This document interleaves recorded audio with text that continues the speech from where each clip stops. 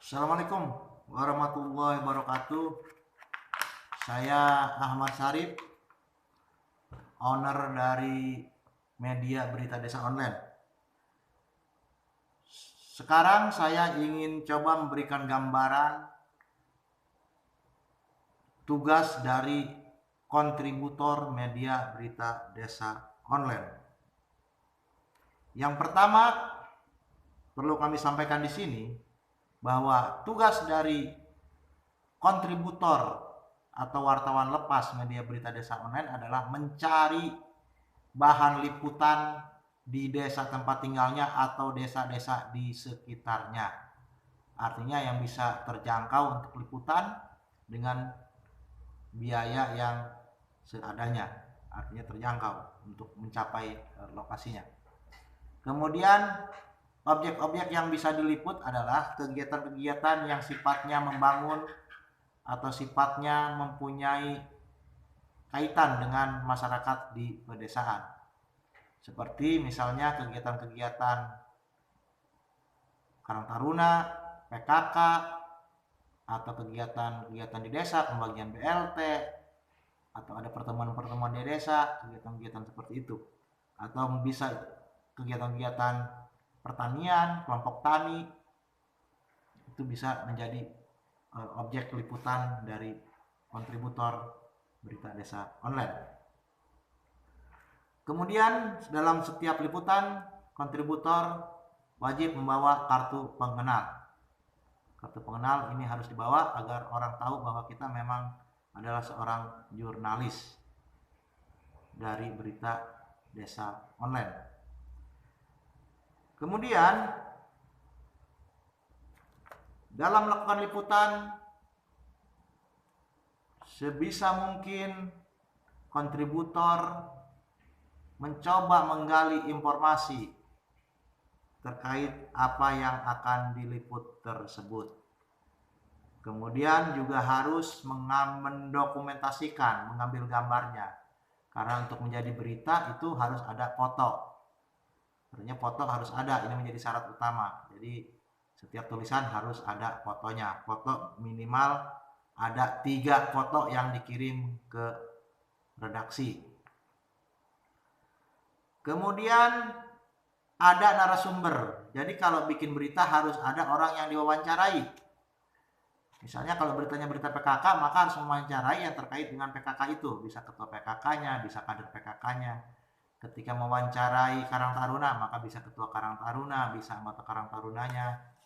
Demikian juga dengan liputan kegiatan-kegiatan yang lainnya. Artinya harus ada narasumber yang diwawancarai. Minimal 1 orang narasumber yang diwawancarainya. Karena sifatnya adalah berita publikasi, ini adalah berita-berita yang sifatnya mengekspos sebuah kegiatan, maka ini masih relatif aman walaupun tidak ada pembanding. Artinya walaupun tidak ada pembanding, tidak ada narasumber pembanding, ini masih aman karena sifatnya adalah sebuah berita-berita publikasi atau promosi. Nah, kemudian ini ada sisi potensi pendapatan dari kegiatan-kegiatan liputannya yang memang ini boleh menurut aturan, ini boleh. Saya kasih contoh begini. Kalau beritanya itu adalah berita hanya sekedar kegiatan sebuah UMKM, maka ini adalah sebuah berita murni. Misalnya begini. Ada UMKM yang usahanya adalah membuat mebeler, maka diberitakan kegiatan tersebut. Bahwa mebeler ini sudah diekspor ke mana, bahan bakunya dari mana, jumlah karyawannya berapa, mebeler apa saja yang dibuat, ini masih standar sebuah pemberitaan. Tapi bila dalam konten pemberitaannya itu isinya adalah sebuah promosi itu adalah menawarkan kepada publik produknya atau hasil kegiatannya, ini ditawarkan kepada publik bahwa silakan yang akan membeli bisa menghubungi nomor sekian atau datang ke atau kemudian bahwa ini produk yang dihasilkan adalah ini dengan harga sekian. Produknya sangat bagus, kualitasnya bagus, bahan kayunya kayu anu misalkan. Maka ini sudah promosi masuknya. Bukan hanya liputan biasa, tapi promosi. Maka untuk berita yang bersifatnya promosi, maka ini adalah iklan. Dan ini boleh dilakukan negosiasi terkait dengan tarif iklan. Nah, tarif iklan ini nantinya pendapatan dari iklan ini ada pembagian pendapatan antara perusahaan dengan kontributor nantinya. Karena ini terkait dengan iklan. Dan ini sah menurut aturan diperbolehkan. Kemudian untuk mengawali menjadi kontributor, kadang-kadang kita merasa malu untuk turun ke lapangan. Nah, ini biasanya awal kita merasa malu. Karena orang-orang kan belum tahu bahwa kita ini adalah wartawan. Bagaimana untuk mengatasi ini? Sangat mudah.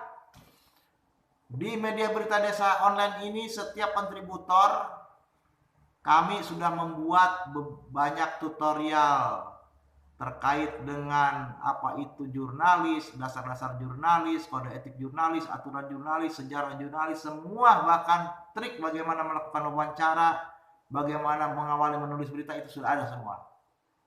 Bahkan bagaimana akan uji kompetensi wartawan juga sudah ada, itu tutorialnya bisa dicari di linknya, link Bung Warta, di situ lengkap. Itu memang disiapkan untuk ditonton oleh calon-calon kontributor dari berita desa online. Artinya pembekalan melalui tutorial video itu sudah ada. Tinggal prakteknya bagaimana untuk mengawali melakukan sebuah liputan. Ini memang yang rata-rata bagi seorang wartawan pemula bingung untuk mengawalinya.